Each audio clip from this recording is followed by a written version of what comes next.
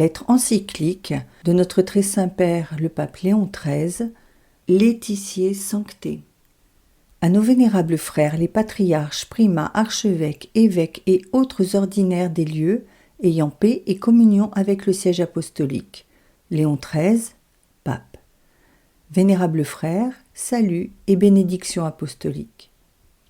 La sainte allégresse que nous éprouvâmes à l'ouverture de ce 50e anniversaire de notre consécration épiscopale s'est encore agréablement accrue quand nous vîmes les catholiques du monde entier s'unir à nous, comme des fils à leur père, dans une commune et éclatante manifestation de foi et d'amour. Désir de remercier et d'exalter Marie. Pénétrés de reconnaissance, nous découvrons et nous relevons dans ce fait, de la part de la providence divine, un dessein spécial à la fois de haute bienveillance pour nous et d'une grande bénédiction pour l'Église. De ce bienfait, nous éprouvons aussi un désir non moins vif de remercier et d'exalter l'auguste Mère du Sauveur, notre très bonne et puissante médiatrice auprès de Dieu. Toujours et en toute manière, durant les longues années et les péripéties de notre existence, nous l'avons senti nous couvrir de sa maternelle et exquise charité, qui continue à se manifester à nous avec un éclat de plus en plus resplendissant. Elle répand dans notre âme une suavité céleste et la remplit d'une confiance toute surnaturelle. Assistance de la Reine du Ciel. Il nous semble entendre la voix même de la Reine du Ciel, nous encourageant au milieu de nos épreuves, nous aidant de ses conseils dans les mesures à prendre pour le bien commun des fidèles, nous avertissant d'exciter le peuple chrétien à la piété et à la pratique de toutes les vertus.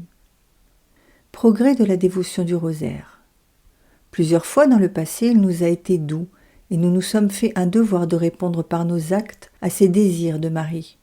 Parmi les heureux fruits que, sous ces auspices, nos exhortations ont produits, il convient de signaler les grands développements de la dévotion du Saint-Rosaire, les nouvelles confréries érigées sous ce nom et la reconstitution des anciennes, les doctes écrits publiés à cette fin au grand profit des fidèles et jusqu'à certaines œuvres d'art d'un mérite et d'une richesse remarquables inspirées par cette même pensée. Nouvelle occasion d'en parler. Aujourd'hui, pressés par la voix de la bienheureuse Vierge Mère, nous répétons « Clama necesses » crie et ne cesse de crier. Nous venons avec bonheur, vénérables frères, vous entretenir de nouveau du Saint-Rosaire de Marie, à l'approche de ce mois d'octobre que nous avons consacré à cette touchante dévotion en l'enrichissant d'indulgences et de grâces nombreuses. Notre parole, toutefois, n'aura pas présentement pour but immédiat de décerner de nouvelles louanges à cette forme si excellente de prière, ni d'exciter principalement les fidèles à y recourir avec piété. Objet précis de l'encyclique. 1. La bienfaisance sociale du rosaire. Nous voulons plutôt vous rappeler certains avantages très précieux découlant de cette dévotion et répondant à merveille aux circonstances actuelles des hommes et des choses. Car nous sommes très persuadés que la récitation du Saint-Rosaire, pratiquée de façon à produire son effet, découleront non seulement pour les individus en particulier, mais pour toute la République chrétienne, les avantages les plus précieux. Préoccupation sociale du pape. Il n'est personne qui ne sache combien, pour obéir au devoir de notre suprême apostolat, nous nous sommes efforcés, comme nous sommes prêts à le faire encore avec l'aide de Dieu, de travailler au bonheur et à la prospérité des sociétés. Souvent, nous avons averti ceux qui détiennent le pouvoir de ne faire des lois et de ne les appliquer que dans le sens de la pensée divine. Ceux que leur génie, leur mérite, la noblesse du sang ou la fortune ont élevés au-dessus de leurs concitoyens, nous les avons exhortés à unir leur lumière et leur force pour travailler d'autant plus efficacement à fortifier et à défendre les intérêts communs. Encyclique Rerum Novarum. 3 causes de malheur pour les peuples. Mais, dans la société civile telle que nous la voyons constituée aujourd'hui, il est des causes nombreuses et multiples qui affaiblissent les liens de l'ordre public et détournent les peuples de la voie de l'honnêteté et des bonnes mœurs. Ces causes nous paraissent surtout être les 3 suivantes, à savoir l'aversion pour la vie humble et laborieuse, l'horreur de tout ce qui fait souffrir, l'oubli des biens futurs, objet de notre espérance. Grand A. Aversion pour la vie humble et laborieuse. Petit a. La situation présente. Nous constatons avec douleur et ceux même qui ne jugent toute chose qu'à la lumière de la raison humaine et d'après le principe de l'intérêt le reconnaissent et le déplorent avec nous, qu'une plaie profonde a frappé le corps social depuis qu'on y voit négliger et comme dédaigner les devoirs et les vertus qui font l'ornement de la vie simple et commune. De là, en effet, au foyer domestique, cette résistance opiniâtre des enfants à l'obéissance que la nature elle-même leur impose, et cette impatience à supporter tout joug autre que celui de la mollesse et de la volupté. De là, chez l'homme condamné au travail, cette recherche à écarter et à fuir tout labeur pénible, ce profond mécontentement de son sort, ses visées à un rang supérieur, ses aspirations inconsidérées vers un égal partage des biens et autres ambitions du même genre qui font déserter la campagne pour aller se plonger dans le tumulte et les jouissances des grandes villes. De là cette rupture de l'équilibre entre les diverses classes de la société, cette inquiétude universelle, ces haines et ces poignantes jalousies, ces violations flagrantes du droit, enfin ces efforts incessants de tous les déçus de la vie à troubler par des séditions et par des émeutes la paix publique et à s'attaquer à ceux mêmes qui ont mission de la protéger. Petit b. Les remèdes. La méditation des mystères joyeux. Le remède à ces maux qu'on le demande au rosaire de Marie, à cette récitation coordonnée de certaines formules de prière, accompagnée de la pieuse méditation des mystères de la vie du Sauveur et de sa mère. Que, dans un langage convenable et adapté à l'intelligence des simples fidèles, on leur explique les mystères joyeux, en les leur mettant devant les yeux, comme autant d'images et de tableaux de la pratique des vertus. Chacun voit quelle admirable et riche mine il y a d'arguments faciles et capables par leur suave éloquence de persuader la pratique des bonnes mœurs et de l'honnêteté. 1. Nazareth. Vie domestique parfaite. Nous voici en présence de la maison de Nazareth, le domicile de la sainteté divine et terrestre. Quelle perfection dans la vie quotidienne, quel modèle achevé de la société domestique. Il y règne la candeur et la simplicité, une perpétuelle concorde, un ordre toujours parfait, un respect mutuel et un amour réciproque, un amour non point faux et mensonger, mais réel et actif, qui, par l'assiduité de ses bons offices, ravit même les yeux des simples spectateurs. Un zèle prévoyant y pourvoit à tous les besoins de la vie, mais cela, in sudore vultus, à la sueur du front, à la façon de ceux qui, sachant se contenter de peu, s'efforcent moins de multiplier leur avoir que de diminuer leurs besoins. Par-dessus tout, ce qu'on admire dans ce foyer domestique, c'est la paix de l'âme et la joie de l'esprit, double trésor de la conscience de tout homme de bien. 2. Avantages de cette contemplation. Or, ces grands exemples de modestie et d'humilité, de patience dans le travail, de bienveillance envers le prochain, d'un parfait accomplissement des menus devoirs de la vie privée et de toutes les vertus, ne sauraient être médités ni se fixer ainsi peu à peu dans la mémoire, sans qu'insensiblement il n'en résulte une salutaire transformation dans les pensées et dans les habitudes de la vie. Alors les obligations d'un chacun cesseront de lui peser et de lui inspirer le dégoût. Il les aimera et trouvera à les remplir une jouissance qui lui sera un nouveau stimulant pour le bien. Par suite aussi, les mœurs deviendront plus douces, la vie de famille plus agréable et plus chère, le commerce avec le prochain plus pénétré de sincérité, de charité et de respect. Et si ces transformations de l'homme privé s'étendent aux familles, aux cités, au peuple et à ses institutions, l'on voit aisément quels immenses avantages en retirera la chose publique tout entière. Grand B. Horreur de tout ce qui fait souffrir. A. La situation présente. Un second mal extrêmement funeste et que jamais nous ne saurions assez déplorer parce qu'il ne cesse de se propager de jour en jour au grand détriment des âmes. C'est la volonté arrêtée de se soustraire à la douleur, d'employer tous les moyens pour éviter la souffrance et repousser l'adversité. Pour la grande majorité des hommes, la récompense de la vertu, de la fidélité au devoir, du travail soutenu, des obstacles surmontés n'est plus, comme il le faudrait, dans la paix et la liberté de l'âme. Ce qu'ils poursuivent comme perfection dernière, c'est un état chimérique de la société, où il n'y aurait plus rien à endurer, et où l'on goûterait à la fois toutes les jouissances de la terre. Or, il est impossible que les âmes ne soient pas souillées sous l'action de ce désir effréné des jouissances. Si elles ne vont pas jusqu'à en devenir les complètes victimes, il en résulte toujours un énervement tel que les maux de la vie venant à se faire sentir, elles fléchissent honteusement et finissent par misérablement y succomber.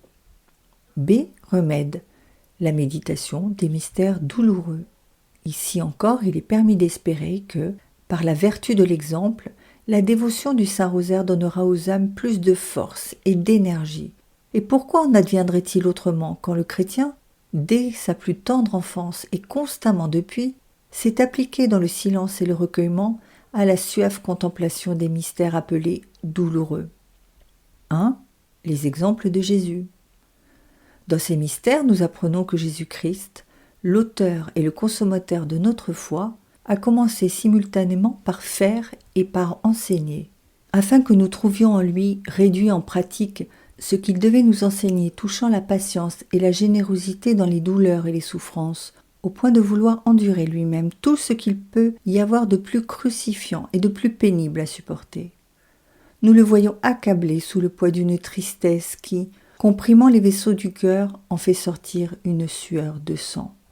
Nous le contemplons, lié à la façon des malfaiteurs, subissant le jugement des scélérats, injurié, calomnié, accusé de faux crimes, frappé de verges, couronné d'épines, attaché à la croix, jugé indigne de vivre et méritant que la foule réclamât sa mort.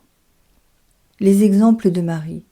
À tout cela, nous ajoutons la méditation des douleurs de sa très sainte mère, dont un glaive tranchant n'a pas seulement effleuré le cœur, mais l'a transpercé de part en part, afin qu'elle devînt et méritât d'être appelée la mère des douleurs. 2. Leçon. La patience vertueuse. Quiconque contemplera fréquemment, non pas seulement des yeux du corps, mais par la pensée et la méditation, d'aussi grands exemples de force et de vertu, comment ne brûlerait-il pas du désir de les imiter? Que la terre se montre à lui couverte de ses malédictions, et ne produisant que des ronces et des épines, que son âme soit oppressée de peine et d'angoisse, son corps miné par les maladies. Il n'y aura pas de souffrance lui venant, soit de la méchanceté des hommes, soit de la colère des démons, pas d'adversité, soit privée, soit publique, dont sa patience ne finira par triompher. D'où le proverbe « Facere et pati fortia Christianum est ». Agir et souffrir, c'est le propre du chrétien, car quiconque veut avoir droit à ce nom ne saurait se dispenser de suivre Jésus souffrant. Pas du stoïcisme. Mais quand nous parlons de patience, nous n'entendons nullement cette vaine ostentation d'une âme endurcie à la douleur, ce qui fut le propre de certains philosophes de l'Antiquité, mais bien cette patience qui prend modèle sur celui qui, proposito sibi gaudius sustinit crucem confusione contempta, qui, au lieu de la joie qu'on lui proposait, a souffert la croix en en méprisant l'ignominie. Nous entendons cette patience qui, après avoir demandé à Dieu le secours de sa grâce, ne récuse aucune souffrance, mais s'en réjouit, et quelle qu'elle soit, la considère comme un gain. Vie héroïque. L'Église catholique a toujours eu et compte présentement et en tout lieu d'illustres disciples de cette doctrine, des hommes et de pieuses femmes de tout rang qui, pour marcher sur les traces du Seigneur, supportent avec courage et en esprit de religion toutes sortes d'injures et d'amertume en redisant, plus encore par leurs actes qu'en paroles, avec l'apôtre saint Thomas, « Iamus et nos et moriamur cum eo » Allons nous aussi et mourons avec lui. Plaise à Dieu de multiplier de plus en plus ces exemples d'insigne constance. Ils sont un soutien pour la société civile et pour l'Église une gloire et une vertu. Grand C, l'oubli des biens futurs. Le troisième genre de mot auquel il faut porter remède est particulièrement propre aux hommes de notre temps. Ceux, en effet, des siècles antérieurs, alors même qu'ils aimaient parfois plus passionnément les choses de la terre, n'avaient pas cependant un dédain absolu pour les choses célestes. Ainsi, à entendre les sages d'entre les païens eux-mêmes, cette vie leur apparaissait comme une hôtellerie et une maison de passage, plutôt que comme une demeure fixe et durable. A. La situation présente. Les hommes de nos jours, au contraire, quoique nourris de christianisme, poursuivent de telle sorte les biens périssables de la vie présente qu'ils voudraient non seulement oublier, mais par un excès d'avilissement, effacer même le souvenir d'une patrie meilleure, dans l'éternelle béatitude, comme si saint Paul nous avait avertis en vain que nous n'avons pas ici de demeure permanente, mais que nous cherchons celle qui est à venir. Non habemus hic manentem civitatem, sed futuram inquirimus. Une erreur réfutée. Que si l'on scrute quelles sont les causes de cette aberration, la première qui se présente, c'est la persuasion d'un grand nombre que la préoccupation des choses futures éteint l'amour de la patrie terrestre et tourne au détriment de la prospérité de l'État. Calomnie odieuse et insensée. Et de fait, les biens que nous espérons ne sont pas de nature à absorber la pensée des hommes jusqu'à les détourner du soin des choses présentes. Jésus-Christ lui-même, en nous recommandant de chercher tout d'abord le royaume de Dieu, a insinué par là même que cela ne devait point nous faire négliger tout le reste. L'usage en effet des biens présents et la jouissance honnête qui s'y attache, quand la vertu y trouve un stimulant ou une récompense, comme aussi les décors et les embellissements de la cité terrestre, quand on y voit une image des splendeurs et des magnificences de la cité céleste, n'offrent rien de contraire à la raison humaine ou au conseil divin. Car Dieu est auteur à la fois de la nature et de la grâce. Il n'a pas voulu que l'une nuise à l'autre, ni qu'elles se combattent mutuellement, mais qu'unies par une fraternelle alliance, elles nous conduisent toutes les deux plus aisément à cette immortelle béatitude pour laquelle, hommes mortels, nous sommes venus en ce monde. Suite funeste d'une telle erreur. Cependant les voluptueux, et les amateurs d'eux-mêmes, ceux dont la pensée se perd dans les choses basses et périssables, au point qu'il leur devient impossible de s'élever plus haut, ceux-là, plutôt que de sentir naître en eux, par la jouissance des créatures visibles, le désir des biens invisibles et éternels, perdent complètement de vue l'éternité elle-même et tombent jusqu'au dernier degré de l'abjection. Le pire des châtiments. Aussi bien Dieu ne saurait-il infliger à l'homme une punition plus terrible qu'en le laissant de la sorte oublier les biens supérieurs pour passer sa vie dans la jouissance des basses voluptés. B. Le remède, la méditation des mystères glorieux. Or, à un danger pareil, ne sera certainement jamais exposé le chrétien qui, le pieux rosaire à la main, en méditera souvent les mystères glorieux. De ces mystères, en effet, jaillit une lumière qui nous découvre ces célestes trésors et beautés, que notre œil corporel ne saurait atteindre, mais que nous savons par la foi être préparés à ceux qui aiment Dieu. 1. Sens de ces mystères. Nous y apprenons que la mort n'est pas une ruine, qui ne laisse rien derrière elle, mais le passage d'une vie à une autre et que le chemin du ciel est ouvert à tous. Quand nous y voyons monter le Christ Jésus, nous nous rappelons sa promesse de nous y préparer une place. Vado parare vobis locum. Le Saint-Rosaire nous fait souvenir qu'il y aura un temps où Dieu séchera toute larme de nos yeux, où il n'y aura plus de deuil, ni de gémissement, ni aucune douleur, où nous serons toujours avec le Seigneur, semblables à Dieu parce que nous le verrons comme il est, enivré du torrent de ses délices, concitoyen des saints, en conséquence de la bienheureuse Vierge, notre Mère. 2. Application pratique. Comment une âme qui se nourrit de semblables pensées ne se sentirait-elle pas brûlée d'une sainte flamme et ne s'écrierait-elle pas avec un grand sein « Que la terre me paraît vile quand je regarde le ciel. Quam sordet telus dum celum aspicio. » Comment ne se consolerait-elle pas en songeant qu'une légère tribulation, momentanée, produit en nous un poids éternel de gloire. Momentaneum et leve tribulationis nostrae aeternum gloriae pundus operatur in nobis. En vérité, là seulement est le secret d'unir comme il convient le temps et l'éternité, la cité terrestre à la cité céleste, et de former des caractères nobles. Si ces caractères sont le grand nombre, la société sera sauvegardée dans sa dignité et sa grandeur. On y verra fleurir le bien, le vrai et le beau, à l'image de celui qui est le prince et l'intarissable source de toute vérité, de toute bonté et de toute beauté. Combien grande est la valeur du rosaire médité. Et maintenant, qui ne voit, comme nous l'avons observé en commençant, combien grande et féconde est la salutaire vertu du Saint-Rosaire de Marie, et quels admirables remèdes la société actuelle peut y puiser pour guérir ses maux et en prévenir le retour. Grand 2, importance des confréries du Rosaire.